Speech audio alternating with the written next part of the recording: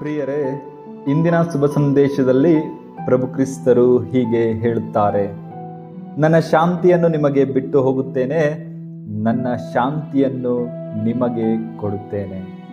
ಇದು ಒಂದು ಸಾಮಾನ್ಯವಾದ ಶಾಂತಿಯಲ್ಲ. ಇದು ಈ ಲೋಕವು ನೀಡುವ ತಾತ್ಕಾಲಿಕ ಅಥವಾ ಪರಿಸ್ಥಿತಿಗಳ ಮೇಲೆ ಆಧಾರಿತವಾದ ಶಾಂತಿಯಲ್ಲ. ಶಾಂತಿ ದೂತರಾದ ಯೇಸು ನಮಗೆ ನೀಡುವಂತಹ ಈ ಶಾಂತಿಯು ನಮ್ಮ ಜೀವನದ ಬಿರುಗಾಳಿಗಳ ನಡುವೆಯೂ ಅಚಲವಾಗಿ ಉಳಿಯುವಂಥದ್ದು.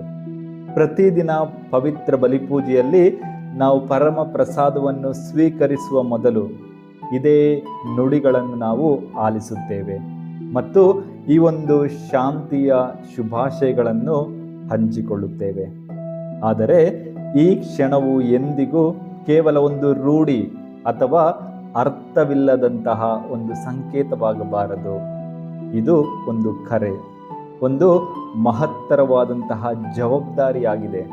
ಏಕೆಂದರೆ ನಾವು ದೇವಾಲಯದ ಒಳಗೆ ಶಾಂತಿಯನ್ನು ಹಂಚಿಕೊಂಡು ಹೊರಬಂದ ಕೂಡಲೇ ಕೋಪವನ್ನು ಒತ್ತು ತಿರುಗುವುದು ಹೇಗೆ?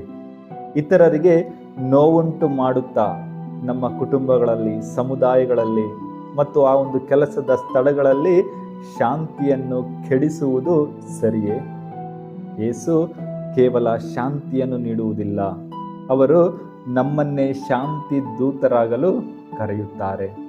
ಪ್ರಿಯರೇ, ಹಾಗಾಗಿ ಇಂದು ನಾವೇ ಹೀಗೆ ಪ್ರಶ್ನಿಸಿಕೊಳ್ಳೋಣ, ನಾನು ನನ್ನ ಅಂತರಾತ್ಮದಲ್ಲಿ ಶಾಂತಿಯನ್ನು ಹೊಂದಿರುವ ವ್ಯಕ್ತಿಯೇ?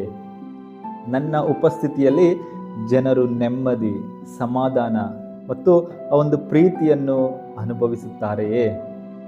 ನಾವು ಅಲ್ಲಿಂದಲೇ ಆರಂಭಿಸೋಣ. ಶಾಂತಿಯ ಮನುಷ್ಯರಾಗೋಣ, ಆ ಶಾಂತಿಯಲ್ಲಿಯೇ ಜೀವಿಸೋಣ.